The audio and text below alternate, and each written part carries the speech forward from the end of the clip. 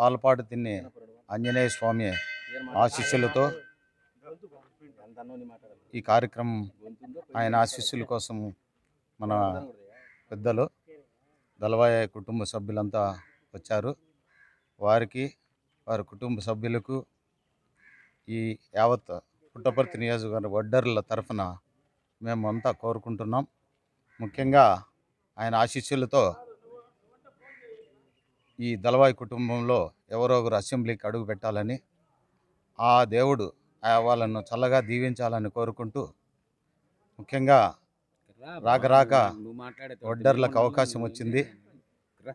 ఈ మేరలో మిగతా అగ్రవర్ణాలు కానీ ఇంకోరు కానీ మాకు సహకరించి మేము వెంటనే ఉంటాము, మీ తోడుగానే ఉంటాము, మేమేమి మీతో మించిపోము.